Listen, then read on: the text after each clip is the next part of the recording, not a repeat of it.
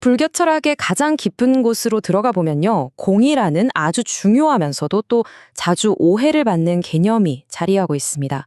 오늘 우리는 공의 철학이라는 책을 통해서 이 개념을 차분히 들여다보려고 합니다. 이 공이라는 게 단순히 모든 것이 텅 비어서 사라진다는 그런 허무주의가 아니고요. 사실은 우리가 발딛고 있는 바로 이 세상과 또 나라고 하는 존재의 본질을 꿰뚫어보는 아주 놀라운 통찰이라는 것을 함께 발견해 보고자 합니다. 자, 그럼 가장 흔하게들 하시는 오해에서부터 한번 이야기를 시작해 볼까요? 공이라는 단어를 들으면 여러분은 어떤 이미지가 떠오르세요? 아마 많은 분들이 텅 빈 공간이라든지 아무것도 없는 상태 혹은 존재가 사라져버리는 것 같은 그런 느낌을 떠올리기가 쉬울 겁니다. 그런데 과연 이게 불교가 수천 년 동안 탐구해온 공의 진짜 모습일까요? 이 책은 바로 그 오해를 바로잡으면서 시작합니다. 공은요, 모든 것이 무의미하게 사라져버리는 그런 허무가 결코 아니라고 말이죠. 오히려 모든 존재가 서로 어떻게 연결되어 있는지 그 관계성을 설명하는 연기, 그러니까 의존적 관계에 대한 아주 깊고 심오한 이야기입니다. 이 세상에 존재하는 그 어떤 것도 홀로 독립적으로 존재할 수는 없다는 것. 이것이 바로 공의 철학이 우리에게 가리켜 보이는 첫 번째 방향입니다. 네, 바로 이 지점이 정말 중요합니다. 여기서 비어 있다는 건 존재 자체가 아예 없다는 뜻이 아니에요.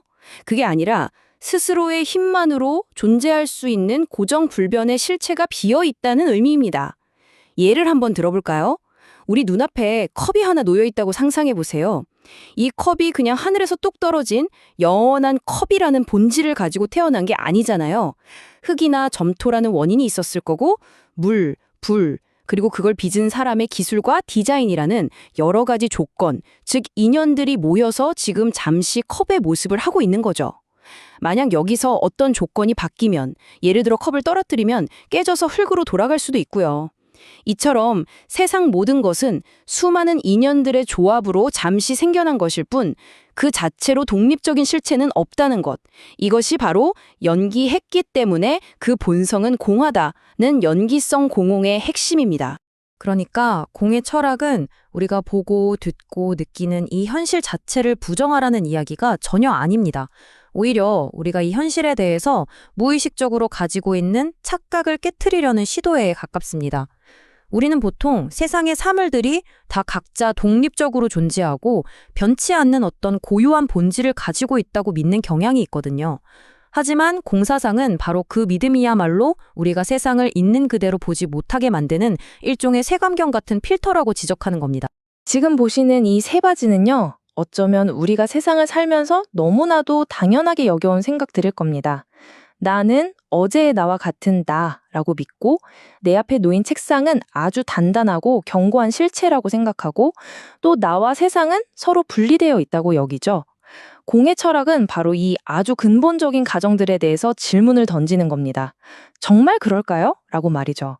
어쩌면 이런 생각들이야말로 우리가 세상의 변화에 고통받고 무언가에 집착하게 만드는 근본적인 원인은 아닐까요? 여기서 정말 놀라운 역설이 드러납니다.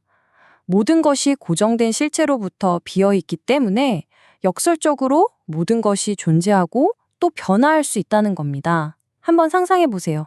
만약 모든 것이 태어날 때부터 돌처럼 단단하게 굳어서 영원히 변치 않는다면 세상에 어떤 새로운 관계나 성장, 변화도 일어날 수 없을 겁니다. 작은 씨앗이 싹을 틔우고 나무가 되고 아이가 자라서 어른이 되는 이 모든 자연스러운 과정들은 씨앗과 아이가 고정된 실체가 아니라 변화할 수 있도록 비어있기에 가능한 것이죠. 결국 공이라는 건 존재의 소멸을 의미하는 게 아니라 오히려 모든 가능성을 열어주는 거대한 공간과도 같다고 할 수 있겠습니다. 그렇다면 이렇게 거대하고 보편적인 원리를 우리는 어떻게 이해할 수 있을까요? 이 책은 그 길이 아주 가까운 곳에서 시작된다고 말합니다. 바로 저 멀리 우주를 탐험하기에 앞서서 내 안의 작은 우주, 즉 나라고 하는 이 존재를 먼저 깊이 들여다보는 것에서부터 말이죠. 우리에게 가장 가깝지만 어쩌면 가장 알기 어려운 대상인 이 나라는 존재는 과연 무엇으로 이루어져 있을까요? 이 자기 분석을 위해서 불교 철학이 제시하는 아주 체계적인 도구가 있습니다. 바로 오온, 우리말로는 5가지 무더기라고 하는데요. 우리가 평소에 그냥 뭉뚱그려서 나라고 라고 부르던 이 존재를 마치 정밀한 기계를 하나하나 분해하듯이 5가지 핵심 구성 요소로 나누어서 그 작동 원리를 차근차근 살펴보는 겁니다. 온에서 온이라는 한자는 쌓을 온자입니다. 말 그대로 무언가가 모이고 쌓여서 만들어진 무더기를 의미하죠. 이 이름 자체에 이미 깊은 뜻이 담겨 있습니다. 나라고 하는 것이 하나의 단단하고 통일된 실체가 아니라 사실은 5가지 서로 다른 요소들이 일시적으로 모이고 쌓여서 만들어진 하나의 집합체에 불과하다는 뜻을 암시하고 있는 거죠. 그럼 이제부터 그 5가지 무더기가 각각 무엇인지 차분히 한번 살펴보겠습니다. 우리가 나라고 느끼는 경험은 바로 이렇게 만들어집니다. 하나의 물질적인 요소인 색과 4가지의 정신적인 요소인 수, 상, 행, 식이 서로 아주 복잡하게 얽혀서 끊임없이 상호작용하는 그 과정 자체가 바로 나인 셈입니다. 이 5가지는 결코 독립된 부품처럼 존재하는 게 아니고요. 서로가 서로의 원인이 되고 또 조건이 되어서 쉴 새 없이 흘러가는 강물과도 같다고 할 수 있습니다. 자, 그 첫 번째 무더기는 색입니다. 온 중에서 가장 이해하기 쉬운 부분이죠. 바로 우리의 몸을 포함해서 이 세상에 존재하는 모든 물질적인 것을 가리킵니다. 이 세상의 모든 물질은 2가지 특징을 가집니다. 첫 번째는 지뢰인데요. 이건 물질이 공간을 차지해서 다른 것이 그 자리에 들어오는 것을 막는 성질을 말합니다. 예를 들어 제 손이 지금 이 공간에 있다면 다른 어떤 것도 동시에 이 공간에 있을 수는 없겠죠? 이게 바로 지뢰입니다. 그리고 2번째는 변괴인데요. 이건 말 그대로 반드시 변화하고 언젠가는 파괴되는 성질을 말합니다. 아무리 단단해 보이는 바위라고 해도 오랜 시간이 흐르면 바람과 물에 깎여 모래가 되듯이 이 세상에 영원히 변하지 않는 물질은 없습니다. 물론 우리 몸 역시 마찬가지고요. 자, 그런데 여기서 정말 흥미로운 점은 이 색이라는 개념의 범위가 우리가 생각하는 것 이상으로 아주 넓다는 겁니다. 그냥 단순히 내 몸과 바깥 세상 이렇게만 나누는 게 아니에요. 어제 존재했던 내 몸, 지금의 내 몸, 그리고 10년 뒤에 있을 내 몸까지 시간축을 가로지르고요. 심지어 우리 눈에는 보이지 않는 공기나 전파, 원자 같은 미세한 물질까지도 모두 색의 범주에 포함시킵니다. 결국 우리가 인지하던 인지하지 못하던 이 우주에 존재하는 모든 물질적인 존재가 바로 이 첫 번째 무더기, 색인 것입니다. 이렇게 우리의 몸이라는 물질, 색이 외부 세계와 접촉하게 되면 가장 먼저 일어나는 정신작용이 있습니다. 바로 2번째 무더기인 수인데요. 이건 어떤 판단이 개입하기 이전에 아주 날 것 그대로의 감각을 말합니다. 수는 한자로 받을 수자를 씁니다. 이름 그대로 외부의 자극을 순수하게 받아들이는 경험을 뜻하는데요. 예를 들어서 뾰족한 것에 손가락이 찔렸을 때 아프다 하고 느끼는 그 순간의 생생한 느낌 있잖아요. 이건 바늘이구나 혹은 기분 나쁘다 같은 여러 가지 생각이 일어나기 바로 그 전 단계의 순수한 감각, 그것이 바로 수입니다. 이 책에 따르면 우리가 살면서 겪는 수만 가지의 복잡 다단한 감정들도 그 뿌리를 파고 들어가 보면 결국 이 3가지 기본적인 감각으로 나눌 수 있다고 합니다. 즐거운 느낌인 낙수, 럭수, 괴로운 느낌인 고수, 고통, 그리고 그저 그런 무덤덤한 느낌인 사수, 서수. 우리가 겪는 모든 경험은 결국 이 3갈래길 중 하나에서 시작되는 셈이죠. 그리고 바로 이 지점에서 우리는 즐거움은 붙잡으려고 하고 괴로움은 어떻게든 밀어내려고 하는 마음의 작용이 생겨나기 시작합니다. 이렇게 날 것 그대로의 감각수의 일어남과 거의 동시에 우리의 마음은 그것이 대체 무엇인지 파악하려고 합니다. 바로 3번째 무더기인 상이 작동하는 순간이죠. 이것은 방금 느낀 감각에 이름표를 붙이고 의미를 부여하는 단계라고 할 수 있습니다. 상은 생각 상자인데요. 마음속에 어떤 이미지를 떠올리는 작용을 말합니다. 아까 손가락이 아팠던 그 느낌, 수에 대해서 이건 바늘에 찔린 통증이야 라고 식별하고 개념을 형성하는 것. 이것이 바로 상의 역할입니다. 길에서 어떤 소리, 수를 듣고 저건 구급차 소리구나 라고 알아차리는 것도 마찬가지로 상의 작용이죠. 이 상의 작용은 단순히 이름표를 붙이는 데서 그치지 않습니다. 우리가 과거에 쌓아온 기억과 경험을 현재의 감각과 연결하고 비교하고 분석하는 모든 과정을 포함합니다. 예를 들어 구급차 소리를 들으면 어디 아픈 사람이 있나? 하고 연상하는 것처럼 말이죠. 우리가 세상을 이해하고 지식을 쌓아가는 모든 과정이 바로 이 세 번째 무더기, 상의 작용을 통해서 이루어지는 겁니다. 자, 어떤 감각을 느끼고 그것이 무엇인지 인식까지 했다면 그 다음엔 어떻게 할까요? 바로 네 번째 무더기, 행이 등장할 차례입니다. 이것은 그 인식에 대해서 반응하고 행동하려는 의지이자 충동이라고 할 수 있습니다. 이 행은 마음의 엔진과도 같다고 비유할 수 있습니다. 책에서는 조작, 즉 무언가를 의도적으로 만들고 일으키는 능동적인 힘이라고 설명하는데요. 바늘에 찔려서 아프다고 인식한 뒤에 손을 빨리 빼야겠다고 결심하거나 아야 하고 소리를 지르도록 이끄는 그 모든 의지와 충동이 바로 행에 해당합니다. 좋고 싫다는 감정, 무언가를 하고 싶거나 혹은 피하고 싶은 욕구 같은 어떻게 모르는 어디에 투한가는 보죠. 따라서 핵심은 이 행위말로 우리의 모든 말과 행동 그리고 생각의 직접적인 추진력이라는 점입니다. 우리가 어떤 의도를 가지고 행동하는가에 따라서 선한 결과를 낳을 수도 있고 해로운 결과를 낳을 수도 있게 되죠. 우리의 성격이나 습관, 나아가서 불교에서 말하는 엽을 형성하는 가장 중심적인 요소가 바로 이 네 번째 무더기, 행이라고 할 수 있습니다. 이제 마지막 다섯 번째 무더기입니다. 바로 식인데요. 이건 앞서 말한 네 가지 요소, 즉 물질, 감각, 인식, 의지가 모두 일어날 수 있는 근본적인 바탕, 바로 알아차림, 그 자체를 의미합니다. 식은 모든 경험이 상영되는 거대한 스크린이나 무대와 같다고 생각하시면 이해하기 쉽습니다. 감각, 인식, 상, 의지, 행이라는 배우들이 그 위에서 연기할 수 있도록 장을 마련해주는 근본적인 알아차림, 즉 의식 그 자체를 말하는 거죠. 우리가 무언가를 안다, 인지한다고 할 때의 그 가장 기본적인 작용입니다.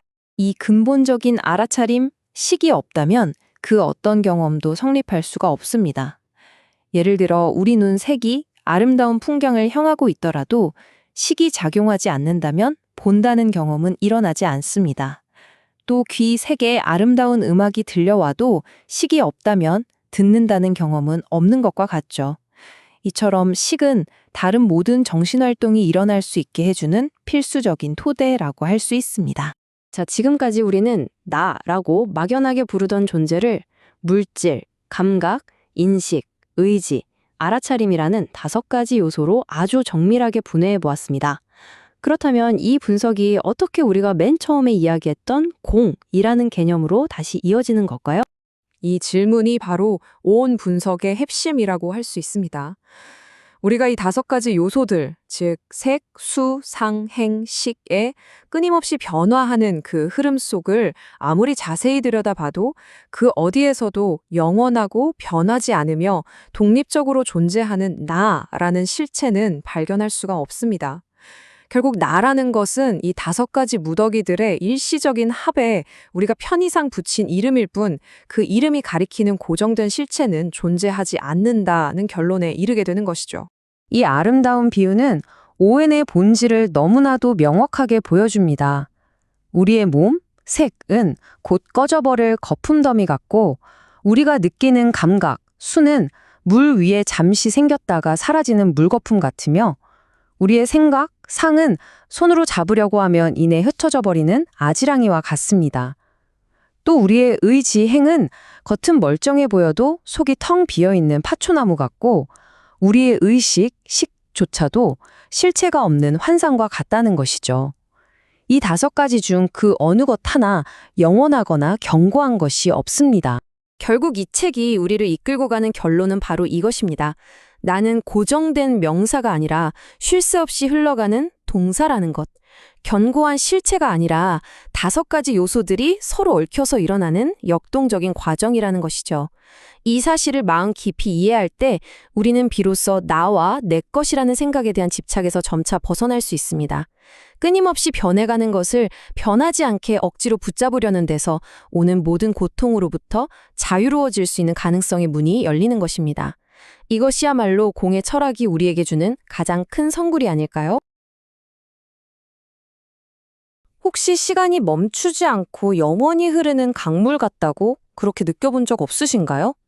오늘 우리가 함께 들여다볼 책은 바로 그 생각, 우리가 너무나 당연하게 여기는 이 연속성이 사실은 아주 정교하게 만들어진 착각일 수 있다고 이야기합니다. 우리가 현실이라고 믿는 것이 여러 겹의 환상 위에 세워져 있다는 건데요. 그 첫 번째 장막부터 함께 걷어보려고 합니다. 이 연속이라는 환상의 본질을 꿰뚫어 볼 때 비로소 공이라는 깊은 지혜가 어떻게 모습을 드러내는지 지금부터 차분히 따라가 보겠습니다. 이 첫 번째 환상을 책에서는 상속가라고 부릅니다. 한자 그대로 풀이하면 서로 이어지는 거짓이라는 뜻이죠. 시간은 멈추지 않고 계속 흐르니까 그 시간 속에 있는 모든 것들도 영원할 거라고 믿는 우리의 마음을 가리키는 말이에요. 하지만 책은 시간의 본질을 전혀 다르게 봅니다. 시간은 부드럽게 흐르는 강물이 아니라 사실은 수없이 많은 찰나의 물방울들이 순식간에 사라지고 또 생겨나면서 빠르게 이어지는 것과 같다는 거죠. 생각해보면 영화 필름 같은 거예요. 한 장 한 장의 프레임은 분명 멈춰 있는데 이걸 빠르게 돌리면 마치 움직이는 것처럼 보이잖아요? 시간도 마찬가지로 아주 짧은 순간들의 연속일 뿐이라는 겁니다. 그렇기 때문에 그 어떤 순간도 영원히 붙잡아 둘 수는 없다는 게 이 이야기의 핵심입니다. 이 연속성이라는 환상의 장막을 한꺼풀 걷어내면 우리가 마주하게 되는 진실이 있습니다. 바로 무상, 즉 영원한 것은 아무것도 없다는 사실입니다. 상속가는 이 근본적인 진실을 가리고 있는 짙은 안개와도 같은 거죠. 책은 분명히 말합니다. 모든 것은 변하고 단 한순간도 그대로 머물러 있지 않으며 찰나에 사라지고 또다시 생겨난다고요. 이것이 바로 세상을 있는 그대로 보기 위해 우리가 받아들여야 할 첫 번째 진실인 셈입니다. 그렇다면 이 무상이라는 진실을 우리가 어떻게 더 깊이 느낄 수 있을까요? 책은 마치 카메라 렌즈로 줌인 줌아웃 하듯이 세 가지 다른 거리에서 이 무상을 들여다보자고 제안해요. 첫 번째는 현미경으로 들여다보듯 아주 가까이에서 보는 찰나 무상입니다. 눈 깜빡할 사이에 일어나는 아주 미세한 변화들이죠. 두 번째는 한 걸음 물러서서 한 사람의 인생이나 사물의 전체 주기를 조망하는 일기무상이고요. 마지막으로 가장 멀리서 역사의 거대한 흐름을 내려다보는 인세무상이 있습니다. 한 문명이 흥하고 쇠하는 것을 통해 변화를 보는 거죠. 이 세 가지 렌즈를 통해 우리는 변화의 다채로운 모습을 훨씬 입체적으로 이해할 수 있게 됩니다. 자, 첫 번째 렌즈, 찰나무상을 통해 세상을 한번 볼까요? 잔잔하게 흐르는 강을 떠올려 보세요. 강은 언제나 그 자리에 있는 것처럼 보이지만 사실 그 속을 흐르는 물은 단 한순간도 같은 물이 아니죠. 찰나무상이 바로 이와 같습니다. 변화가 너무나 빠르고 미세해서 우리가 알아차리지 못할 뿐 세상 모든 것은 매 순간 태어나고 사라지기를 반복하고 있다는 겁니다. 옛 경전에서는 이걸 한 찰나에 900번의 생멸이 있다고 표현하기도 했는데요. 이게 뭐 수학적으로 그렇다는 게 아니라 그만큼 우리가 상상도 못할 속도로 모든 게 변화하고 있다는 걸 시적으로 표현한 거죠. 이 찰나무상의 증거는 사실 우리 주변 어디에나 있습니다. 바로 우리 몸을 생각해보면 쉬워요. 매일 자라나는 머리카락과 손톱을 보세요. 어제의 나와 오늘의 나는 아주 조금이지만 분명 다른 사람이죠. 팽팽했던 피부가 서서히 나이 들어가는 과정, 막 지은 새 건물이 시간의 흔적을 입어가는 모습, 활짝 피었던 꽃이 조용히 고개를 숙이는 그 모든 순간들이 바로 찰나무상의 증거입니다. 이런 변화들은 어느 날 갑자기 일어나는 게 아니에요. 우리가 눈치채지 못하는 사이 매 순간 축적된 결과물인 거죠. 이건 동서고금을 막론한 통찰이었습니다. 고대 그리스의 철학자 헤라클레이토스가 남긴 같은 강물에 2번 발을 담글 수 없다는 유명한 말도 바로 이 진실을 정확히 꿰뚫어 본 것이죠. 이제 렌즈를 조금 뒤로 당겨볼까요? 미세한 찰나의 변화들이 모여서 만들어내는 더 큰 그림, 바로 일기무상입니다. 일기라는 말은 한 생명의 시작부터 끝까지 그 전체 생애 주기를 의미하는데요. 찰나의 변화들이 차곡차곡 쌓여서 하나의 뚜렷한 패턴, 즉 탄생과 성장, 그리고 소멸이라는 순환을 만들어낼 때 우리는 비로소 무상을 더욱 선명하게 인식하게 됩니다.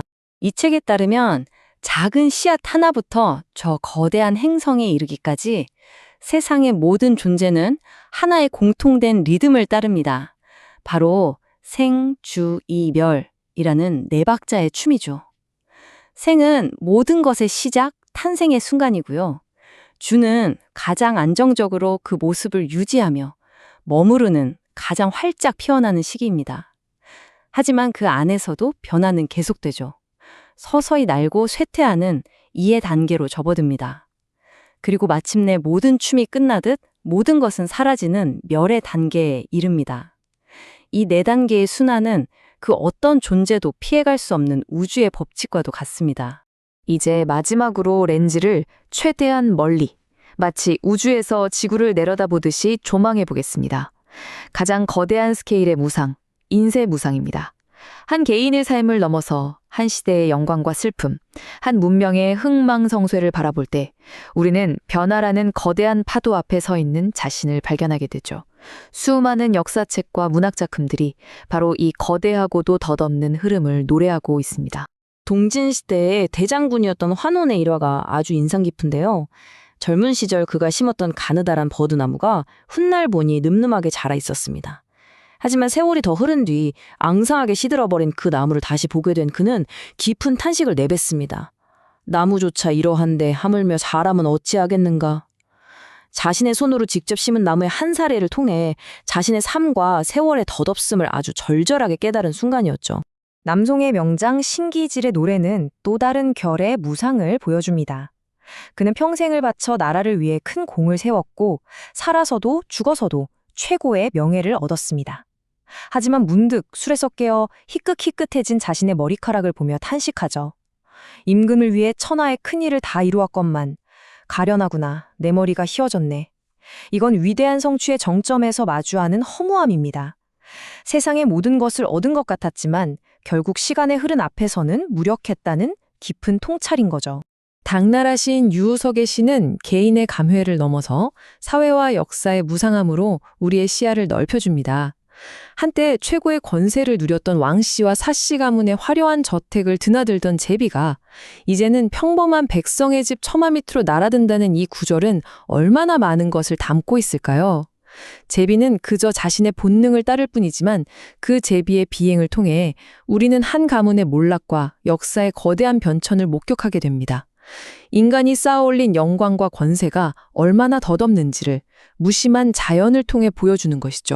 청나라 희곡 도화선에 나오는 이 대사는 이 모든 이야기의 본질을 꿰뚫었습니다. 나는 그가 높은 누각을 짓는 것을 보았고 손님을 불러 잔치하는 것을 보았으며 그리고 마침내 그 누각이 무너지는 것을 보았다. 이 한 문장 안에 흥망성쇠의 모든 과정이 담겨 있습니다. 이건 한 개인, 한 가문, 나아가 한 시대의 시작과 절정, 그리고 끝을 담담하게 지켜본 목격자의 목소리죠.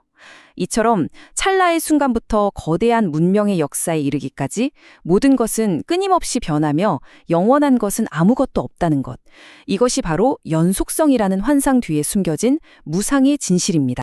지금까지 우리는 시간이 고정되어 있지 않다는 것을 보았습니다. 시간의 흐름이 환상이라면 그 시간 속을 채우고 있는 사물들은 어떨까요? 이제 책은 우리의 시선을 형태가 있는 것들로 돌립니다. 우리가 하나의 온전한 실체라고 믿는 것들이 사실은 어떻게 순환과 조합이라는 또 다른 환상으로 이루어져 있는지 함께 살펴보겠습니다. 이 두 가지 환상은 순환가와 화합가입니다. 먼저 순환가는 과정을 실체와 혼동하는 착각이에요. 벽씨를 심어서 쌀을 수확하는 과정을 한번 생각해 보세요. 우리는 벽씨가 계속 이어진다고 생각하지만 사실 처음에 심었던 그 벽씨와 나중에 수확한 벽씨는 전혀 다른 존재죠. 이처럼 순환하는 과정을 하나의 고정된 실체로 보는 것, 그게 바로 순환의 환상입니다. 다음, 화합가는 조립품을 하나의 단일한 물건으로 보는 착각입니다. 우리는 눈앞의 탁현을 그냥 찻잔이라고 부르지만 사실 그 안에는 흙, 물, 불, 공기, 그리고 그것을 빚은 사람의 손길까지 수많은 요소가 잠시 모여 있는 것뿐입니다. 이처럼 여러 조건이 합쳐진 것을 하나의 독립된 실체로 보는 것이 바로 조합의 환상인 거죠. 이 책에서는 모든 물질적인 형태가 4대라고 불리는 4가지 요소의 일시적인 조합이라고 설명합니다. 이 4대는 땅, 물, 불, 바람을 의미하는데요. 각각 견고함, 유동성, 열기, 그리고 움직임이라는 성질을 대표합니다. 예를 들어 우리 몸을 보면 뼈나 근육처럼 단단한 부분은 지대, 즉 땅의 요소에 속하고요. 혈액이나 체액처럼 흐르는 것은 수대, 물의 요소입니다. 또 우리 몸의 체온과 같은 에너지는 화대, 불의 요소이며 호흡과 같은 움직임은 풍대, 바람의 요소에 해당합니다. 결국 우리 자신을 포함한 세상의 모든 것은 이 네 가지 성질이 잠시 인연따라 결합한 모습에 지나지 않는다는 겁니다. 이 화합의 원리, 즉 모든 것이 여러 조건에 의존해서 생겨난다는 연기의 개념을 좀 더 와닿게 이해해보기 위해서 아주 단순해 보이는 행위 하나를 예로 들어보겠습니다. 바로 우리가 무언가를 본다는 행위입니다. 우리는 그저 눈만 뜨면 당연히 보인다고 생각하지만 과연 정말 그럴까요? 놀랍게도 책에서는 본다는 이 단순한 행위가 성립하기 위해서 최소 10가지 조건이 필요하다고 말합니다. 여기에는 눈, 빛, 공간 같은 물리적인 조건뿐만 아니라 훨씬 더 복잡한 심리적, 정신적인 조건들이 포함돼요. 예를 들어 우리가 무언가를 보려는 의지가 없다면 눈앞에 있어도 보지 못하는 경우가 많잖아요. 더 나아가서 우리 인식의 가장 깊은 층에 있는 여러 종류의 의식들이 함께 작용해야만 비로소 봄이라는 경험이 완성된다는 겁니다. 핵심은 이것입니다. 우리가 당연하게 여기는 보는 행위조차 결코 독립적인 사건이 아니라 수많은 조건들이 절묘하게 맞아떨어진 하나의 복잡한 현상이라는 것이죠. 지금까지 우리는 시간과 형태에 대한 환상을 살펴보았습니다. 이제 우리의 인식이 어떻게 상대적인 비교와 겉모습, 그리고 우리가 붙인 이름에 의해 현실을 오해하게 되는지 그 세 번째 환상에 대해 알아보겠습니다. 세 번째 환상은 상대가 상대성에 대한 착각입니다. 아름다움이란 과연 뭘까요? 높음이란 뭘까요? 우리는 이런 개념들이 절대적으로 존재한다고 믿지만 사실은 그렇지 않습니다. 책은 말합니다. 추함이 없다면 아름다움이라는 개념 자체가 성립할 수 없고 낮음이 없다면 높음도 아무 의미가 없다고요. 학생이 있어야 스승이 존재하듯이 모든 개념은 자신의 반대편에 의존해서만 잠시 의미를 가질 뿐 그 자체로 존재하는 절대적인 실체는 아니라는 것입니다. 이와 비슷하게 상상가, 상장가는 겉모습에 대한 우리의 판단이 절대적인 기준 없이 전적으로 맥락에 의존한다는 걸 말해줍니다. 어떤 사람이 아름답다고 여겨지더라도 그보다 더 아름다운 사람 옆에 서면 평범해 보일 수 있죠. 키가 크다고 생각했던 사람도 더 큰 사람과 비교하면 작아지게 되고요. 이처럼 겉모습에 대한 우리의 판단은 고정된 객관적 기준이 아니라 끊임없이 변하는 비교의 틀 안에서만 잠시 성립하는 주관적인 평가에 불과합니다. 마지막으로 명사가, 즉 이름이라는 환상입니다. 이름은 우리가 변화하는 형태에 잠시 붙여놓은 임시적인 꼬리표에 불과하죠. 숲에 있을 때는 나무라고 불리던 것이 베어지면 통나무가 됩니다. 가구로 만들어지면 책상이 되고 불에 타버리면 한 줌 재가 됩니다. 근본적인 실체는 계속해서 변해가는데 우리는 그 변화의 각 단계에 다른 이름을 붙이고는 그것이 고정된 실체인 양 착각하는 겁니다. 이름은 실체가 아니라 덧없는 현상에 대한 우리의 약속일 뿐인 거죠. 시간, 형태, 상대성, 그리고 이름까지. 우리가 살펴본 이 모든 환상들은 결국 하나의 진실을 가리키고 있습니다. 바로 우리의 인식 그 자체가 불완전하다는 사실입니다. 우리가 철석같이 믿는 우리의 감각과 생각은 지극히 주관적이며 현실은 우리가 보는 것과 전혀 다를 수 있다는 것이죠. 고대 사상가 장자의 이야기는 이 점을 아주 날카롭게 보여줍니다. 그는 당대 최고의 미녀로 알려진 모장과 여희의 이야기를 하는데요. 사람들은 그들을 아름답다고 하지만 물고기는 그들을 보면 깊이 숨어버리고 새는 높이 날아가 버리며 사슴은 멀리 달아나 버린다. 이 넷 중에 과연 누가 세상의 진정한 아름다움을 안다고 할 수 있겠는가? 인간에게는 아름다움의 극치인 존재가 다른 생명체에게는 공포의 대상일 수 있다는 겁니다. 이는 아름다움에 대한 보편적이고 절대적인 기준이란 존재하지 않는다는 것을 명확히 보여주죠. 책에서 소개하는 불교의 한 가르침은 정말 흥미로운데요. 똑같은 물을 보는데도 누가 보느냐에 따라 전혀 다른 것으로 인식된다는 거예요. 물고기에게 물은 궁전이나 정원과 같은 삶의 터전입니다. 천상의 존재들에게 물은 아름다운 청유리로 보인다고 하고요. 반면에 끝없는 갈증에 시달리는 아기에게 물은 타오르는 불꽃이나 고름으로 보인다고 합니다. 그리고 우리 인간에게는 그저 물로 보일 뿐이죠. 동일한 대상인 물이 이처럼 다르게 인식되는 것은 결국 우리의 인식이 객관적인 실제를 그대로 비추는 거울이 아니라 각자의 마음 상태에 의해 투사되고 왜곡된 결과물임을 보여주는 아주 강력한 예시입니다. 자, 이렇게 우리가 현실이라고 믿었던 모든 것을 하나씩 해체하고 나니 무엇이 남았을까요? 텅 빈 허무함일까요? 아닙니다. 바로 이 지점에서 책은 가장 심오하고 역설적인 진실을 드러냅니다. 바로 공과 존재는 서로 다른 것이 아니라는 놀라운 통찰입니다. 공하기 때문에 모든 것이 존재할 수 있다. 이 역설적인 문장이 바로 이 책의 심장과도 같은 부분입니다. 우리는 흔히 공을 아무것도 없음으로 오해하지만 책은 정반대로 말합니다. 공은 모든 가능성이 열려있는 상태, 즉 비어있음을 의미해요. 텅 빈 방이 있기에 가구를 채울 수 있고 빈 캔버스가 있기에 그림을 그릴 수 있는 것처럼 모든 존재가 고정된 실체 없이 비어있기 때문에 비로소 서로 관계를 맺고 변화하며 새로운 것을 만들어낼 수 있다는 겁니다. 따라서 공은 허우가 아니라 모든 것을 가능하게 하는 창조의 바탕인 셈이죠. 정말 놀라운 반전 아닌가요? 다시 한번 강조하지만 공은 아무것도 없는 허무, nothingness가 아닙니다. 그것은 무자성, 즉 고정되고 독립적이며 영원히 변치 않는 자기 본성, self-nature가 없다는 의미입니다. 어떤 것도 스스로의 힘만으로 존재할 수 없으며 영원히 변치 않는 고유한 정체성을 가진 것은 아무것도 없다는 뜻이죠. 모든 것은 서로 그물처럼 연결되어 있고 끊임없이 변화하는 과정 속에 있을 뿐입니다. 이것이 바로 공의 진정한 의미입니다. 그래서 우리는 현실을 동전의 양면처럼 이해할 수 있습니다. 한쪽 면이 진공이라면 다른 쪽 면은 묘유의 셈이죠. 진공은 모든 것이 고정된 실체가 없다는 근본 원리, 즉 잡을 수 없는 잠재성 그 자체를 의미하고요. 그리고 묘유는 바로 그 공이라는 바탕 위에서 생생하게 펼쳐지는 역동적이고 경이로운 현상의 세계를 말합니다. 이 둘은 결코 분리될 수 없는 현실의 두 얼굴입니다. 마치 달과 달빛의 관계와도 같습니다. 달빛이 없는 달을 상상할 수 없고 달이 없는 달빛을 생각할 수 없듯이 공과 지금 눈에 보이는 현상, 색은 서로를 떠나 존재할 수 없습니다. 비어있기에 모든 것이 존재할 수 있고 존재하는 모든 것은 그 본질이 비어 있습니다. 이것이 바로 색즉시공, 공즉시색이라는 말의 깊은 의미일 겁니다. 그렇다면 이토록 심오한 철학을 이해하는 것이 우리의 실제 삶을 어떻게 변화시킬 수 있을까요? 이 지혜를 우리 삶 속으로 어떻게 가져올 수 있을까요? 이 공의 지혜를 내면화하면 가장 먼저 우리는 집착에서 자유로워집니다. 나라는 고정된 실체가 없다는 걸 알기에 마음이 어딘가에 머물러 얽매이지 않게 되는 것이죠. 그렇게 텅 빈 마음은 마치 깨끗한 거울처럼 현실을 있는 그대로 비추면서 어떤 상황에도 명료하게 대응할 힘을 줍니다.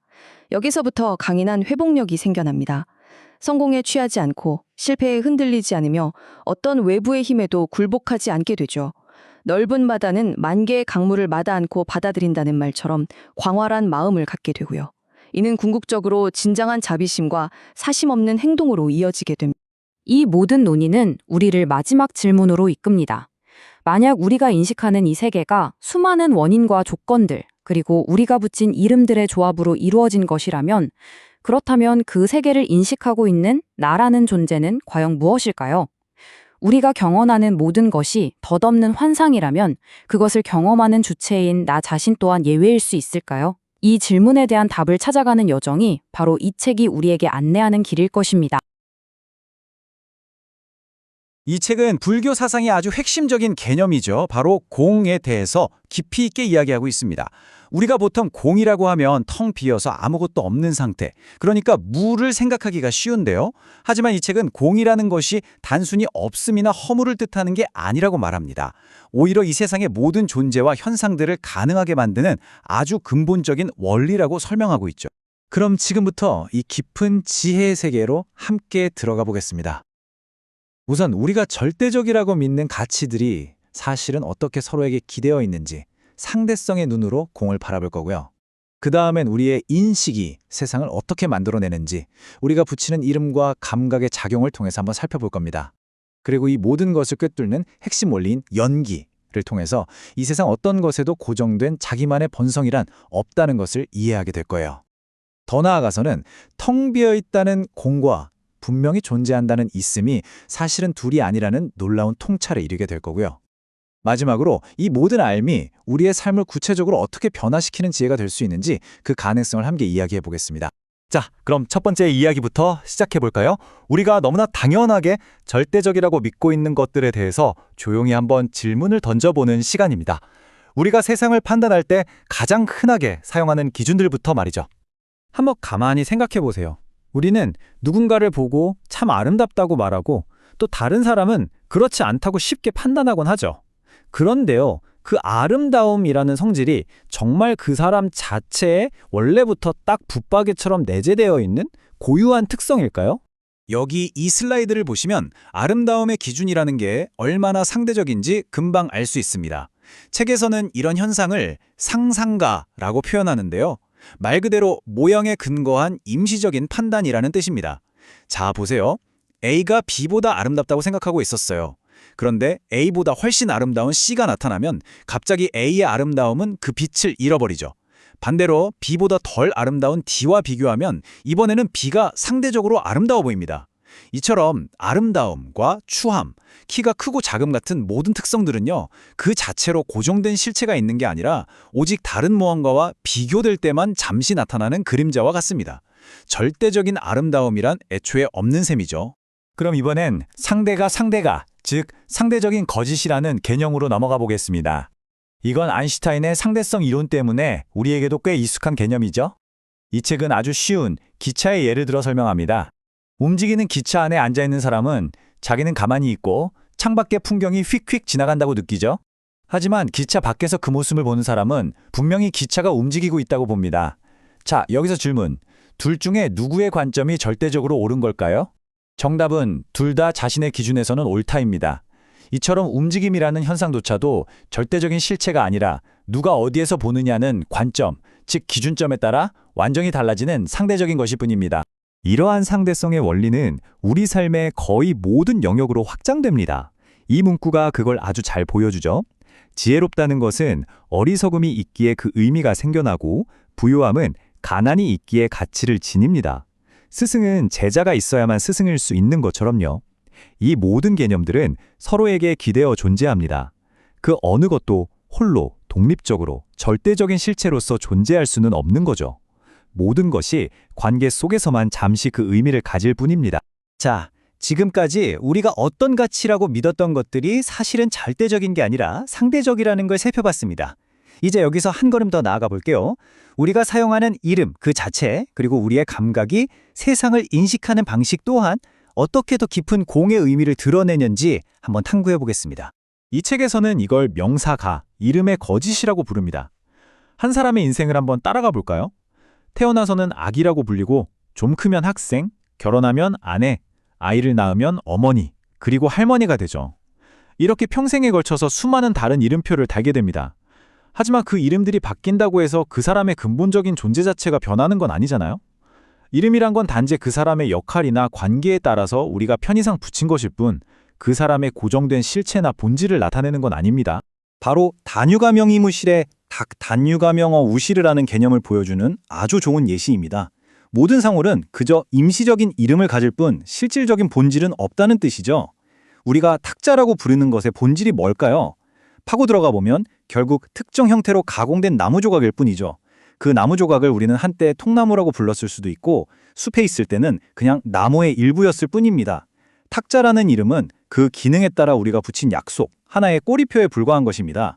이제는 인식 그 자체가 얼마나 주관적인지 한번 생각해 볼 차례입니다. 고대 철학자 장자가 던진 이 이야기는 정말 큰 울림을 주죠.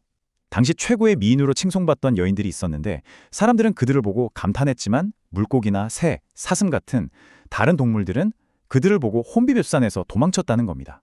인간의 눈에 비친 최고의 아름다움이 다른 존재에게는 두려움과 공포의 대상이 될 수 있다는 거죠. 그렇다면 과연 누구의 기준이 맞는 걸까요? 장자는 묻습니다. 이 세상의 진정한 아름다움을 아는 자가 과연 누구냐고 말이죠.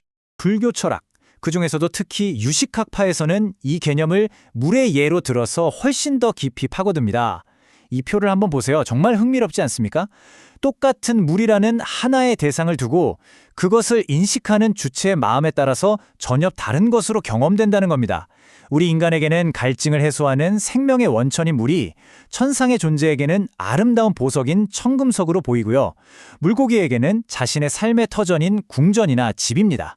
반면에 굶주림의 허덕이는 아귀에게는 마시려고 하면 불꽃으로 변하거나 끔찍한 피고름으로 보인다고 합니다. 이것은 우리에게 아주 중요한 사실을 알려줍니다. 물이라는 객관적이고 독립적인 실체는 어디에도 없다는 것. 모든 것은 그것을 바라보는 마음의 투영일 뿐이라는 강력한 증거입니다. 자, 그럼 지금까지의 이야기를 한번 정리해 보겠습니다. 우리가 보고 경험하는 이 세상의 모든 것들에는 고정불변의 독립적인 실체란 없습니다. 왜냐하면 그 특성들은 다른 것과의 비교를 통해서만 잠시 생겨나는 상대적인 것이고 그 이름들은 필요에 따라 붙여진 임시적인 약속일 뿐이며 우리가 보는 그 모습마저도 그것을 인식하는 우리의 마음에 따라 천차만별로 달라지기 때문입니다. 이렇게 상대성, 이름, 인식이라는 여러 다른 렌즈를 통해 세상을 들여다봤는데요. 이 모든 것들은 결국 단 하나의 근본적인 원리를 가리키고 있습니다. 불교에서는 이것을 연기, 즉 인연 따라 일어난다고 표현하죠. 이것이 바로 모든 것이 공하다고 말하는 궁극적인 이유입니다. 이것이야말로 불교 철학의 심장이라고 할 수 있는 통찰입니다. 이 세상의 그 어떤 것도 홀로 스스로 존재하는 것은 없다는 겁니다. 모든 것은 수많은 원인과 조건들이 서로 그물처럼 얽히고 설켜서 잠시 그 모습을 드러낸다는 것이죠. 그렇기 때문에 어떤 것도 그 자체로 독립적이고 영원히 변하지 않는 고유한 자기만의 본성, 즉 자성을 가질 수가 없습니다. 이러한 자기 본성의 없음, 무지성을 다른 말로 표현한 것이 바로 공입니다. 그러니까 공은 아무것도 없다는 허무주의가 아니라 홀로 존재하는 것은 아무것도 없다는 세상 모든 존재의 깊은 관계성에 대한 선언인 셈입니다.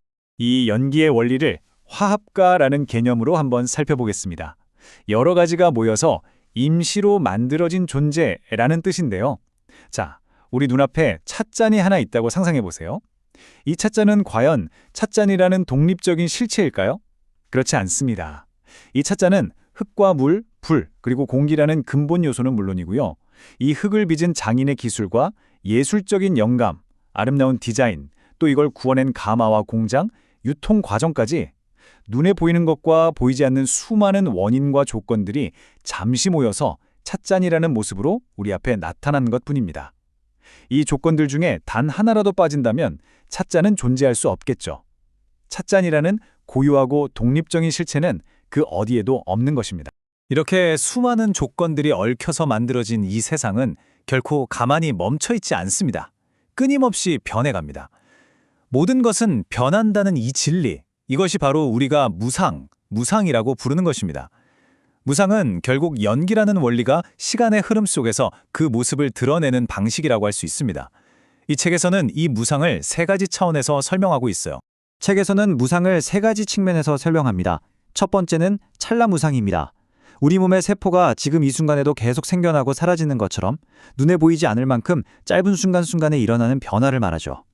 두 번째는 일기무상입니다. 꽃 한 송이가 피었다가 시들어지고 한 생명이 태어나서 늙고 병들어 사라지는 것처럼 하나의 주기를 가지고 뚜렷하게 관찰되는 변화를 뜻합니다. 마지막으로 세 번째는 인쇄무상입니다. 한때 화려했던 왕조가 역사의 뒤안길로 사라지고 거대한 도시가 폐허로 변하는 것처럼 한 시대와 문명이 흥하고 쇠하는 거대한 역사의 흐름을 말하죠. 이처럼 눈 깜빡할 사이에 작은 변화들이 모여서 한 생의 변화를 만들고 또 수많은 생의 변화가 모여서 거대한 역사의 물결을 이룹니다. 이 모든 것이 세상에 영원히 고정된 실체란 없다는 것을 명백하게 보여주는 증거입니다. 이 유명한 구절은 바로 앞서 말씀드린 인쇄무상의 정서를 정말 가슴 시리도록 잘 담아내고 있습니다. 세상의 모든 부귀영화라는 것이 얼마나 덧없는 것인지, 그리고 우리가 언젠가는 깨어나야 할 한바탕 꿈과 같다는 깊은 통찰을 담고 있죠. 화려했던 잔치는 언젠가 끝나고 하늘을 찌르듯 높았던 누각도 결국 무너져 내리는 것. 이것이 바로 세상사의 본 모습이라는 깨달음을 전해주고 있습니다. 자, 이제 우리는 가장 중요하고도 아주 미묘한 지점에 도달했습니다. 만약 모든 것이 이렇게 인연 따라 생겨나고 끊임없이 변하며 고정된 실체가 없다면, 그렇다면 도대체 왜 우리는 이토록 생생하고 풍부하고 손에 잡힐 듯한 구체적인 세계를 경험하고 있는 걸까요? 텅 비었다면서 왜 모든 것이 이렇게 분명하게 존재하는 걸까요? 이 책은 그 질문에 답하기 위해 진공, 즉 참된 공이라는 개념을 설명합니다. 여기서 말하는 진공은 모든 것을 부정하는 허무나 텅 빈 공허가 결코 아닙니다. 오히려 모든 현상적인 존재를 가능하게 하는 무한한 잠재력의 바탕, 그것이 바로 진공입니다. 그리고 이 진공은 묘유, 즉 경이로운 존재와 절대로 떨어져 있지 않습니다. 묘유는 바로 우리가 지금 보고, 듣고, 만지고 있는 이 구체적인 세상을 말합니다. 이 세상이 왜 경이로운 존재일까요? 그것은 바로 텅 빈 공의 성품을 바탕으로 끝없이 다양한 모습으로 피어나기 때문입니다. 텅 비어 있기에 무엇이든 담을 수 있는 허공처럼 모든 존재의 바탕이 공하기 때문에 인연을 따라서 온갖 현상들이 생겨날 수 있는 것이죠. 이것이 바로 위대한 해답입니다. 정말 역설적이지만 깊은 진리죠. 공은 세상을 파괴하고 부정하는 원리가 아니라 오히려 이 세상이 존재하고 변화하고 서로 관계 맺으며 무한한 가능성으로 가득 찰 수 있게 해주는 바로 그 조건이라는 겁니다. 만약 모든 것이 처음부터 고유한 실체로 꽉 차 있다면 어떤 변화나 새로운 생성도 불가능할 겁니다. 텅 비어있기 때문에, 공하기 때문에 모든 것이 가능한 것입니다. 그래서 이 책은 결론적으로 공과 존재는 둘이 아니며, 즉 공유불이, 불가분하게 하나라고 말합니다. 우리가 눈으로 보는 이 현상세계, 즉 색은 공의 또 다른 표현일 뿐이고, 공이라는 실체는 이 현상세계를 통해서만 자신을 드러냅니다. 마치 파도가 바다 그 자체이고 바다가 파도로서 그 모습을 드러내는 것과 똑같습니다. 둘은 결코 나눌 수 없는 하나인 것이죠. 이 모든 것을 이해한다는 것은 단순히 머리로만 하는 철학적 유의에 그치지 않습니다. 이것은 우리가 세상을 보고, 느끼고, 살아가는 방식을 근본적으로 변화시킬 힘을 가진 살아있는 지혜입니다. 모든 사물과 현상, 그리고 나 자신조차도 고정된 실체가 없다는 것을 깊이 이해하게 되면요. 우리의 마음을 꽁꽁 올가매고 있던 강박적인 집착과 두려움이 서서히 녹아내리기 시작합니다. 무언가를 영원히 소유하려는 욕망, 무언가를 잃을까봐 전전긍긍하는 불안으로부터 자유로워지는 거죠. 그러면서 마음은 비로소 맑은 거울처럼 되어 심오한 정신적 자유와 명료함의 상태에 이르게 됩니다. 이 구절은 위대한 인격을 가진 사람을 묘사하는 고전적인 표현인데요. 세상 사람들이 그토록 추구하는 부귀나 두려워하는 빈천, 또 우리를 억누르는 권력과 위협이라는 것들의 본질 또한 결국 공허하다는 것을 깨달을 때 우리는 외부의 조건에 쉽게 흔들리지 않는 내면의 굳건한 중심을 갖게 됩니다. 바로 이런 존재의 상태를 말하는 것이겠죠. 이러한 지혜는 우리가 세상을 등지고 도피하게 만드는 것이 결코 아닙니다. 오히려 정반대입니다. 더 깊은 애정과 책임감으로 세상과 관계 맺게 하죠. 왜냐하면 모든 존재가 서로 연결되어 있다는 연기의 진리를 알기 때문에 나라는 좁은 이기심의 감옥에서 벗어나 더 큰 자비심으로 부모로서, 친구로서, 한 사회의 시민으로서의 역할을 온전히 수행하게 되기 때문이죠. 이 책은 마지막으로 우리에게 이 질문을 남깁니다. 현실이란 것이 고정불변에 꽉 찬 실체가 아니라 무한한 가능성을 품고 있는 열린 공간이며 모든 것이 서로 연결된 하나의 장임을 깨달았을 때 질문은 더 이상 나는 무엇인가가 아니라 나는 무엇이 되기로 선택할 것인가로 바뀝니다. 공은 모든 것의 끝이 아니라 무한한 창조와 새로운 가능성의 시작을 의미하기 때문입니다. 자, 지난 시간에 이어서 공의 철학이라는 책의 내용을 계속해서 살펴보도록 하겠습니다. 이번에는 먼저 저자가 제시한 핵심 주장 하나를 조금 더 깊이 있게 들여다보고요. 그 다음에는 불교 철학에 대해서 우리가 흔히 가질 수 있는 몇 가지 중요한 오해들을 하나씩 짚어보는 시간을 갖겠습니다. 이번 시간의 흐름을 간단히 말씀드리면요. 먼저 저자의 핵심 주장을 다시 한번 살펴보고 그 주장이 정말로 의미하는 바가 무엇인지 그 핵심을 파헤쳐 볼 겁니다. 그리고 나서 불교는 현실 도피적인 종교다 혹은 인간관계를 해친다 같은 비판들, 또 자비와 자기방어라는 아주 복잡한 문제에 대해서도 차례대로 이야기를 나눠보겠습니다. 그럼 첫 번째 주제부터 시작해 볼까요? 지난 시간에 다뤘던 인간의 마음은 본질적으로 위태롭다는 주장에 대한 어떤 비평이 있었는데요. 그 비평에 대해 저자가 자신의 입장을 어떻게 더 분명하게 설명하고 또 강화하는지 그 부분부터 한번 따라가 보겠습니다. 저자는 아주 유명한 선의 한 구절을 인용하면서 이야기를 시작합니다. 신선해 보려거든 신선의 손에 들린 부채를 보지 말고 신선 그 자체를 보아야 한다. 이게 무슨 뜻일까요? 바로 비평가들이 종종 핵심을 놓치고 좀 주변적인, 덜 중요한 세부 사항에만 매달리는 경향이 있다는 점을 꼬집는 거죠. 그러니까 저자의 주장이 가진 통계적이고 심리학적인 핵심 논리와 정면으로 마주하기보다는 그 주장을 감싸고 있는 문학적인 표현이나 비유 같은, 말하자면 부채에만 집중했다는 겁니다. 신선 자체를 보지 못하고 말이죠. 자, 그럼 저자가 말하고자 했던 신선, 즉 주장의 핵심 구조가 뭐였는지 다시 한번 짚어보겠습니다. 아주 간단해요. 첫 번째, 쇼펜하우어의 관찰처럼 이 세상은 고통으로 가득 차 있다는 문제를 인식하는 것에서 출발합니다. 두 번째, 그렇다면 이 고통이 도대체 왜 존재하는가? 그 근본 원인이 바로 우리 마음 안에 있다고 진단하죠. 그리고 마지막 세 번째, 그 마음의 구조를 제대로 이해하면 고통을 변화시킬 수 있다는 해결책을 제시하는 이 세 단계의 흐름을 가지고 있습니다. 그런데 이 주장에서 정말 흥미로운 지점은요, 이게 그냥 막연한 철학적 주장에 그치지 않는다는 겁니다. 저자는 아주 구체적인 심리학적 분석을 통해서 말하자면 인간 마음에 대한 일종의 지도를 제시하면서 자신의 주장을 탄탄하게 뒷받침하고 있습니다. 이 주장의 핵심 근거는 바로 불교 심리학의 한 분야인 유식학에서 나옵니다. 유식학에서는 우리 마음이 작용할 때 함께 일어나는 여러 심리 현상들을 심소라고 부르는데요. 무려 55가지나 되는 이 심리 작용들을 아주 체계적으로 분류하고 분석하는데 바로 이 틀을 가져와서 자신의 주장을 설명하는 겁니다. 이 55가지의 심리 상태는 크게 세 가지 그룹으로 나눌 수 있습니다. 첫째는 우리에게 좋은 영향을 주는 선한 마음작용, 둘째는 우리를 혼란스럽게 하고 고통을 만드는 번뇌, 즉 불선한 마음작용, 그리고 마지막은 상황에 따라서 선하게도 또 불선하게도 작용할 수 있는 부정, 즉 중립적인 마음작용입니다. 자, 이 지도를 한번 보세요. 여기서 저자가 말하고자 하는 핵심이 아주 명확하게 드러납니다. 우리 마음에 긍정적인 힘이 되는 선한 상태는 고작 11가지에 불과해요.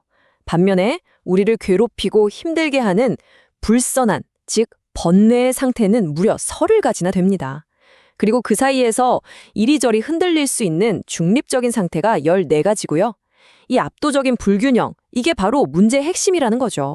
그래서 저자는 인심은 위태롭고 도심은 미미하다는 이 오래된 구절을 바로 이 심리학적 지도를 통해 새롭게 해석합니다. 인심이 위태롭다는 건 우리 마음속에 불선한 요소가 30가지나 되어서 압도적으로 우세하기 때문이라는 거죠. 그리고 도심이 미미하다는 건 선한 요소가 11가지밖에 되지 않아서 그 힘이 본질적으로 약하고 희미하기 때문이라고 설명합니다. 이건 어떤 도덕적인 판단이 아니라 우리 마음의 구조에 대한 심리학적이고 통계적인 관찰 결과인 셈이죠. 바로 이것이 저자가 말하는 신선 그 자체입니다. 자, 그럼 이제 여기서 한 걸음 더 나아가서 이런 분석이 어떻게 더 넓은 논의로 이어지는지 한번 살펴보겠습니다. 방금 우리가 살펴본 이런 분석적인 명료함을 가지고 지금부터는 불교에 대해 흔히 퍼져 있는 몇 가지 오해들을 차근차근 짚어보려고 합니다. 그 첫 번째가 바로 불교는 세상을 등지는 부정적인 철학이라는 오해입니다. 아마 불교에 대해 가장 끈질기게 따라다니는 비판이 아닐까 싶습니다. 불교는 현실의 문제를 외면하고 사회적 책임을 저버린 채 그저 도피하려는 소극적인 가르침이라는 비판 말이죠. 과연 그럴까요? 이 책에서는 출세, 즉 세상을 벗어난다는 말의 의미를 명확히 짚어줍니다. 이건 물리적으로 사회를 떠나 산속으로 들어가는 걸 의미하는 게 아니라는 겁니다. 이건 일종의 심리적 혁명에 가깝습니다. 우리를 괴롭히는 온갖 그릇된 생각, 즉 번뇌와 그로 인해 반복되는 행동, 즉 업의 고리에서 벗어나는 것, 그 고통의 순환을 초월하는 것을 바로 출세라고 한다는 거죠. 실제로 불교의 아주 중요한 인물인 육조 해능 스님은 이렇게 단언하기까지 했습니다. 깨달음은 바로 이 세상 속에서 찾아야 한다. 세상을 떠나서 깨달음을 구하는 건 현실에 존재하지 않는 토끼의 뿔을 찾는 것과 같이 어리석은 일이다 라고 말이죠. 세상에서 도망치는 게 아니라 바로 이 세상의 삶 속에서 깨달음을 찾아야 한다는 걸 아주 분명하게 이야기하고 있습니다. 현실 도피와는 정말 거리가 멀죠. 오히려 불교에서 이상적으로 생각하는 수행자인 보살은 세상에 더 잘 기여하기 위해서 5가지 학문을 통달해야 한다고 가르칩니다. 논리학, 예술과 과학, 의학, 언어학, 그리고 내면의 철학까지. 이렇게 광범위한 분야를 공부해야 했던 이유는 단 하나입니다. 세상과 단절하는 게 아니라 세상을 더 깊이 이해하고 사람들을 실질적으로 돕기 위해서였죠. 이런 이야기는 자연스럽게 또 다른 흔한 비판으로 이어집니다. 바로 출가라는 수행 방식이 가족이나 사회 같은 아주 근본적인 인간관계를 해치고 약화시킨다는 주장입니다. 특히 유교적인 가치관이 강한 문화권에서는 이런 비판이 더 거셌습니다. 부모님께 효도하고 가정을 꾸리는 것이야말로 인간의 핵심적인 윤리적 의무인데 출가는 이 모든 것을 저버리는 행위가 아니냐는 거죠. 사회의 근간인 가족을 파괴하는 것이라고까지 비판했습니다. 하지만 이 책은 두 사상이 서로 충돌하는 것이 아니라 오히려 서로를 보완하는 관계라고 설명합니다. 예를 들어 볼까요? 불교의 가장 기본적인 계율인 오계를 보면요. 살아있는 것을 죽이지 말라는 불살생은 유교의 핵심인 인과 맞닿아 있고요. 훔치지 말라는 불토도는 의와, 거짓말하지 말라는 불망언은 신과 그 정신이 통합니다. 이처럼 두 가르침은 안정되고 도덕적인 사회를 만들자는 공동의 목표를 공유하고 있는 셈이죠. 더 나아가서 저자는 출가에 대한 관점을 바꿔볼 것을 제안합니다. 가족을 버리는 것이라는 좁은 관점에서 벗어나서 더 큰 목적을 위한 전략적인 길로 보자는 거죠. 마치 훌륭한 의사가 되기 위해 잠시 가족과 떨어져 힘든 수련 기간을 거쳐야 하는 것처럼요. 결국 그 의사는 수련을 마친 후에 자신의 가족은 물론 더 많은 사람들을 효과적으로 치료할 수 있게 되잖아요. 출가도 마찬가지라는 겁니다. 먼저 스스로가 고통의 문제를 완전히 해결해야 그 힘으로 가족을 포함한 모든 존재를 진정으로 도울 수 있다는 더 넓은 관점이죠. 자, 그럼 방금 언급했던 계율 중에서 살생하지 말라 하는 불살생 계율에 대해 조금 더 깊이 들어가 보겠습니다. 이 계율은 종종 어떤 상황에서든 폭력을 사용해서는 안 된다는 절대적이고 무조건적인 평화주의로 오해받는 경우가 많거든요. 여기서 아주 현실적이고 심각한 질문이 생깁니다. 만약 누군가 폭력적으로 나를 혹은 내 가족이나 나라를 공격해 온다면 어떻게 해야 할까요? 불교의 가르침은 더 큰 피해가 생겨더라도 그냥 가만히 당하고만 있으라는 뜻일까요? 이 질문에 대한 답을 책에 나오는 한 역사적인 일화 속에서 찾아볼 수 있습니다. 중국 진나라 시절 이웃 나라가 곧 쳐들어올 거라는 위기 상황에서 왕이 한 스님에게 자문을 구하는 장면입니다. 이때 스님의 대답이 아주 의미심장합니다. 항복하십시오가 아니었어요. 폭력적인 침략자에게는 마땅히 저항해야 합니다. 라고 말합니다. 다만 한 가지 중요한 조건을 답니다. 적을 해치려는 증오심으로 싸워서는 안 되며 백성을 지키려는 자비심으로 행해야 합니다. 라고요. 여기서 결정적인 차이는 바로 그 행동의 동기에 있다는 것을 알 수 있습니다. 책에서는 또 다른 예시도 나옵니다. 부처님 당시의 한 왕이 나라를 위협하는 아주 위험한 도적대를 소탕하기 위해 군대를 동원했던 일이 있었는데요. 그 후에 왕이 부처님께 이 사실을 보고하자 부처님께서는 그러하옵니다 대왕이시여 라고 말씀하시며 왕의 행동을 긍정하셨다고 합니다. 백성을 보호하고 사회 질서를 유지해야 할 왕의 의무를 명시적으로 인정해 주신 것. 자, 이 논의는 이제 불교 윤리에서 가장 어렵고도 묘묘한 지점으로 우리를 이끌고 갑니다. 때로는 가장 자비로운 행동이 겉으로 보기에는 아주 폭력적인 모습으로 나타날 수도 있다는 그런 역설적인 상황에 대한 이야기입니다. 불교의 아주 중요한 철학서인 유가사지론에는 하나의 극단적인 도덕적 딜레마가 제시됩니다. 이런 상황을 한번 상상해 보세요. 어떤 보살, 즉 깨달음을 추구하는 수행자가 길을 가다가 한 도적이 수많은 사람들을 죽이려는 끔찍한 순간을 목격합니다. 이럴 때 보살은 어떻게 해야 할까요? 이 경전이 내리는 결론은 아주 충격적입니다. 보살은 그 도적을 죽여서라도 그 범죄를 막기로 선택한다는 겁니다. 왜일까요? 그 이유가 중요합니다. 나는 차라리 이 사람을 죽여서 그 과보로 나 자신이 지옥에 떨어지는 한이 있더라도 저 사람이 수많은 사람을 죽이는 끔찍한 업을 짓고 그로 인해 영원히 헤어나올 수 없는 고통을 받게 내버려 둘 수는 없다. 즉 희생될 사람들은 물론이고 끔찍한 죄를 저지를 그 도적까지도 불쌍히 여기는 깊은 자비심에서 나온 선택이라는 거죠. 그래서 여기서 핵심은 이것입니다. 어떤 행동이든 그 행동의 가치를 결정하는 것은 바로 동기라는 점입니다. 증오와 분노에서 비롯된 살생은 당연히 계율을 어기는 나쁜 행위이지만 더 큰 비극을 막기 위해서 그리고 심지어 가해자마저 구제하려는 순수한 자비심에서 비롯된 행동이라면 그것은 오히려 위대한 공덕을 쌓는 행위로 간주될 수 있다는 겁니다. 지금까지의 이야기를 통해 우리는 불교의 윤리적 원칙들이 이것은 되고 저것은 안 된다는 식의 단순한 규칙 목록이 아니라는 것을 알 수 있습니다. 오히려 그 행동에 일어나는 맥락과 마음의 동기를 아주 깊이 있게 성찰하도록 이끄는 지침에 가깝죠. 살생하지 말라는 이토록 단순해 보이는 규칙조차 이렇게 복잡하고 심오한 의미를 담고 있다면 혹시 우리가 아주 단순하다고 믿고 있는 또 다른 생각들 속에는 어떤 오해들이 숨어 있을까요? 한 번쯤 생각해 볼 만한 질문인 것 같습니다.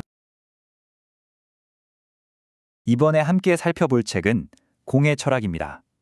이 책은 불교 사상에 대해 우리가 흔히 가질 수 있는 그리고 또 오랫동안 이어져 온 몇 가지 오해들을 차근차근 짚어주면서 그 본래의 의미를 명확하게 이해할 수 있도록 돕고 있습니다.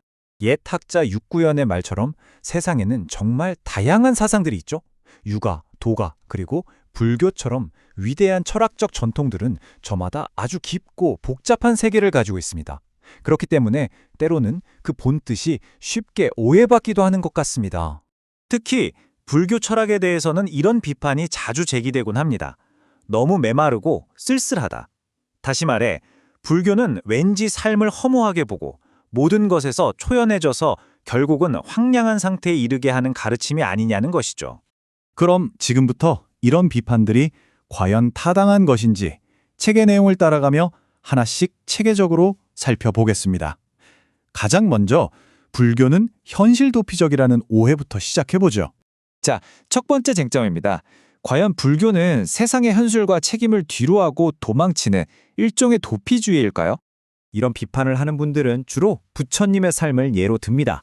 안락한 왕자의 삶, 부와 명예를 모두 버리고 떠나지 않았느냐? 이것이야말로 사회를 등지고 현실을 도피한 명백한 증거가 아니냐고 말이죠. 하지만 이 책은 깨달음을 얻으신 후 부처님의 삶을 자세히 들여다보면 전혀 다른 모습이 보인다고 이야기합니다. 그 누구보다 적극적으로 세상의 문제에 참여하셨다는 거죠.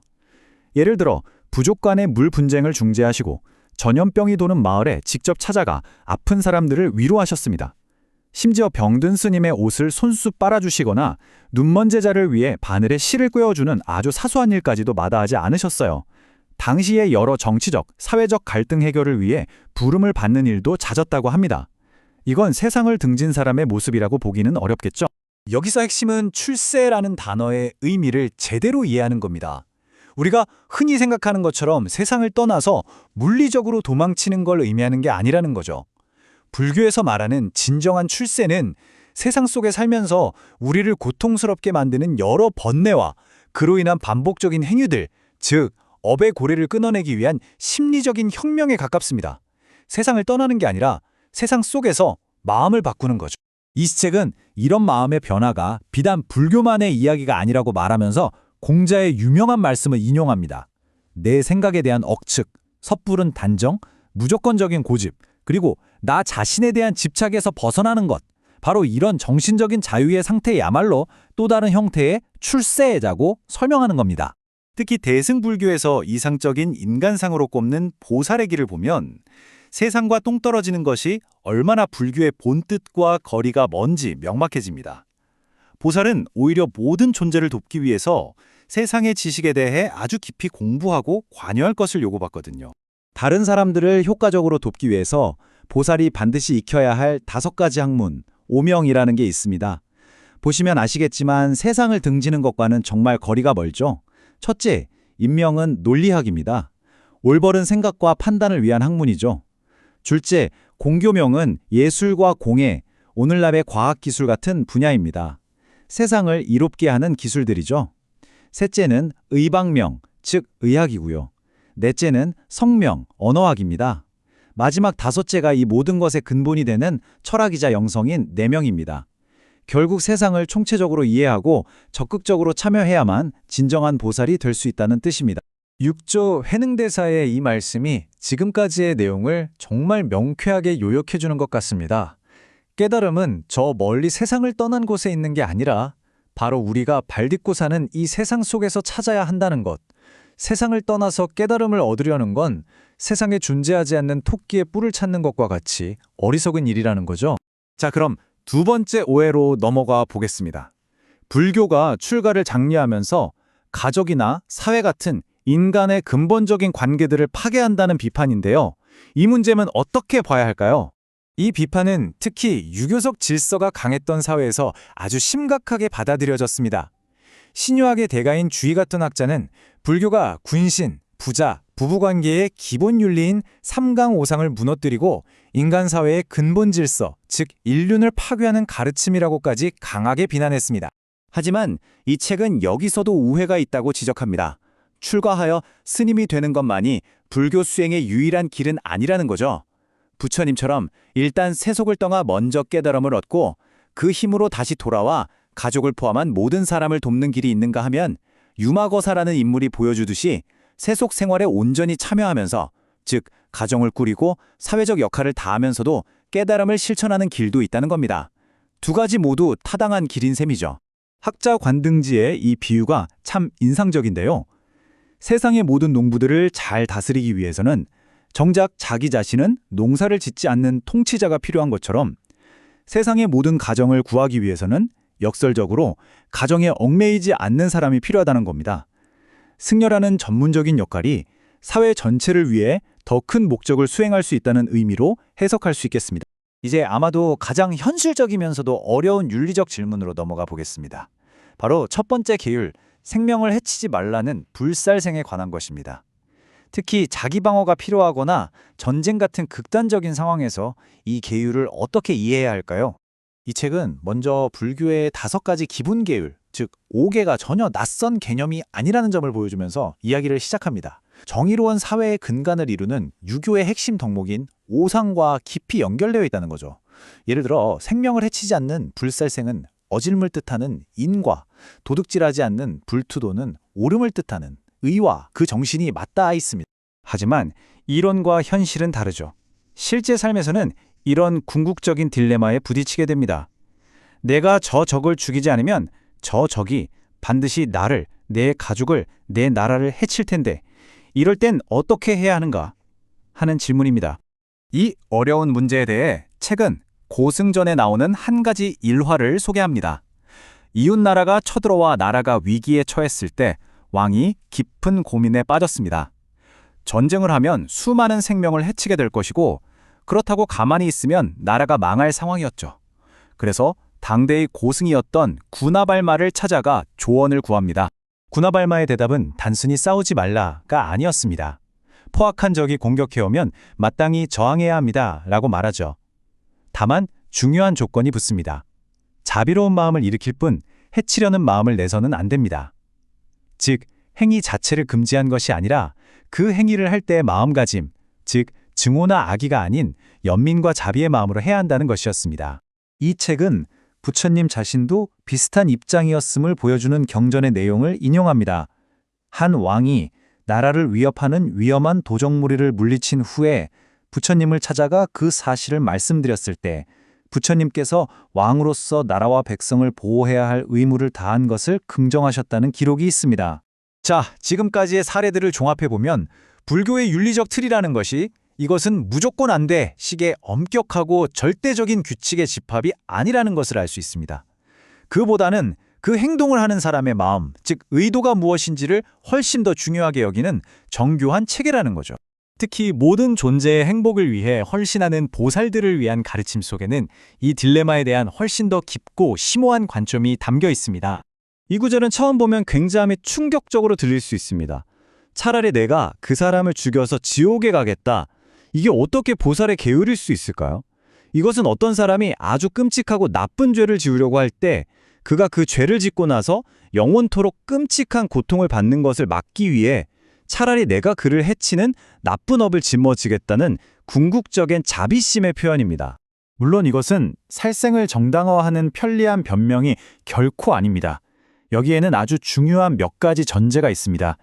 그 행위는 반드시 순수한 연민의 마음에서 비롯되어야 하고 더 큰 해악과 고통을 막는 것이 유일한 목표여야 합니다. 그리고 무엇보다 그로 인한 모든 부정적인 결과를 자기 자신이 기꺼이 받아들이겠다는 이타적인 행위여야 하죠. 이 책은 이렇듯 순수한 동기에서 비롯된 행위는 계율을 어긴 것이 아니라 오히려 큰 공덕을 낳는다고까지 설명합니다. 자, 이제 결론에 다다랐습니다.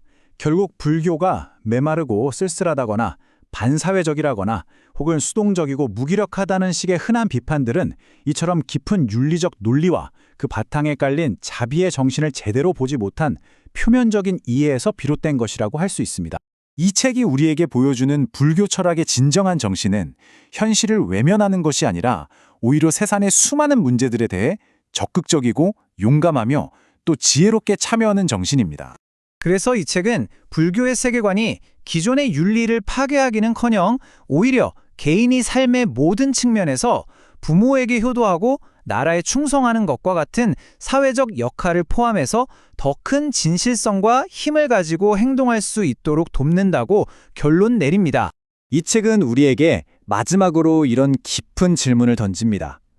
만약 우리의 모든 행동과 판단의 기준이 정해진 규칙이 아니라 다른 존재의 고통을 막으려는 근본적인 의도, 즉 자비에 기초한다면 과연 무엇이 옳은 행동이고 무엇이 그른 행동인지에 대한 우리의 이해는 어떻게 달라질까요? 그리고 그런 세상은 어떤 모습일까요? 우리 모두가 한 번쯤 깊이 생각해 볼 만한 질문인 것 같습니다.